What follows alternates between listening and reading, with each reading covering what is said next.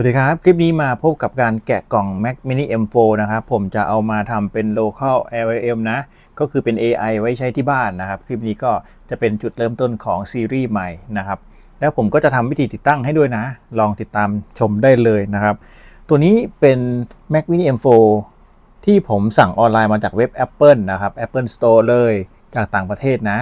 ผมสั่งได้ส่วนลดประมาณนะครับ 10% เนื่องจากว่าผมใช้ Account นักศึกษาสั่งนะสามารถที่จะสมัคร Account นักศึกษาทั่วไปเป็นนักศึกษาออนไลน์ก็ได้นะครับแล้วก็สั่งตัวนี้อยู่ที่ 37,700 บาทโดยประมาณนะครับผมก็ได้กล่องมาแบบนี้เลยสไตล์ Apple นะครับตรงนี้เขาก็จะมีที่ให้แกะเลยนะคล้ายๆหูฟังนะครับก็แกะตัวนี้ออกมาค่อยๆแกะนะครับจริงๆแล้วเขามีเอกสารชุดหนึ่งมาให้ด้วยตรงเนี้ยด้านข้างนะเป็นข้อมูลการสั่งซื้อของผมนะพอแกะมาก็จะเป็นแบบนี้นะครับเราก็จะได้กล่อง Mac Mini ออกมานะครับตัวนี้ก็จะเป็นกล่องแบบนี้เลยตัว Mac Mini M4 กล่องค่อนข้างดูเรียบหรูนะครับ Mac Mini นะครับแล้วก็ด้านบนจะมีรูป Apple นะด้านล่างก็จะเป็นคล้ายๆกับหูฟัง AirPods เลยนะครับเวลาคุณจะเปิดเนี่ยคุณจะต้องฉีกซีลตัวนี้นะครับค่อยๆฉีกนะแบบนี้เลยนะครับเหนียวแล้วก็ฉีกด้านล่างนะครับบริเวณนี้เขาก็จะมีข้อมูลของรุ่นแล้วก็ serial number นะครับตรงนี้จะเป็น Apple ข้อมูลต่างๆค่อยๆดึงขึ้นมานะครับเปิดฝาคุณก็จะเห็นตัว Mac Mini อยู่ด้านนี้นะครับข้างในประมาณนี้หมดแล้วมาดูใกล้ๆนิดนึงครับตัว Mac Mini ถือว่าไม่ใหญ่มากนะใหญ่กว่า Apple TV นิดนึงนะครับด้านในเขาก็จะมีสายไฟมาให้ผมขอแวะที่ Accessory ก่อนนะครับนิดนึงตรงนี้จะมีเอกสารคล้ายๆกับข้อมูลของเขานะ Mac Mini นะครับแล้วก็ตรงนี้จะมีปุ่มเปิดปิดคู่มือการใช้งานนะครับ USB-C สถานะ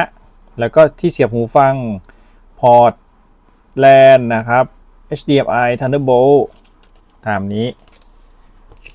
แล้วก็ตรงนี้จะเป็นสายไฟมอก.เป็นขั้วใหญ่แล้วนะครับไม่ใช่เกาหลีนะจะเป็นขั้วไทยแบบนี้จะเป็นขั้วใหญ่มากๆสายไฟจะเป็นสายถักนะโอ้สวยดีดูหรูเลยนะครับสายถักแล้วก็เป็นขั้ว AC 2 ขั้วแบบนี้ตามสไตล์ Apple เลยนะครับคราวนี้มาดูตัว Mac Mini บ้างเราก็จะต้องดึงแถบตรงนี้ออกถือว่าเขาทำออกมาได้ให้เรียบหรูนะดึงออก2ด้านนะครับดูสวยเลยแหละเขาบอกว่ารุ่นนี้เนี่ยพัดลมเบามากแทบจะไม่ได้ยินเสียงเลยนะครับสำหรับด้านนี้ข้างบนเป็นเงาสวยดีแล้วก็ USB-C 2 พอร์ตนะครับตรงนี้เป็นหูฟัง AUX ไปใส่ลำโพงข้างนอกได้ตรงนี้เป็น AC สาย LAN นะครับพอร์ต RJ45 HDMI ตัวนี้เป็น USB-C อีก3 พอร์ตนะครับก็ตามที่เขาเขียนเอาไว้ด้านล่างตัวนี้เขียนว่า Mac Mini ปุ่มเปิดสวิตช์อยู่ตรงนี้นะครับแล้วก็ระบายอากาศด้านล่างรอบเลยเขาบอกว่าทำไมอยู่ด้านล่างหลายๆคนสงสัยจริงๆเขาออกแบบมาเพื่อให้ไม่ต้องเปิดบ่อยเปิดทิ้งเอาไว้รอบเดียวตั้งเอาไว้แบบนั้นแหละนะครับเขามีโหมด Standby นะก็เราก็จะตั้งไว้แบบนี้เลยทรงนี้นะครับปุ่มเปิดอยู่ทางด้านซ้ายบนแต่อยู่ด้านล่างของตัว Apple Mac Mini ตัวนี้นะครับที่ผมใช้อยู่ตัวนี้จะเป็น Mac Mini M4 RAM 24 GB นะครับผมอัปเกรด RAM มาเพิ่มก็เลยอยู่ที่ส่วนลดแล้วประมาณ 37,700 บาทนะครับจากที่ผมสังเกตเนี่ยเขามีแต่พอร์ต USB-C นะครับฉะนั้นหมายความว่าคุณจะต้องมี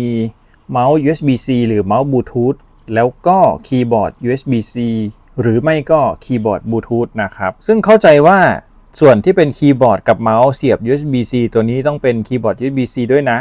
แล้วก็เมาส์อาจจะเชื่อมทีหลังหรือไม่ก็เป็นเมาส์เสียบ USB-C ก็ใช้ได้นะครับตัวนี้เขาเป็นสถานะแล้วก็หูฟังนะครับ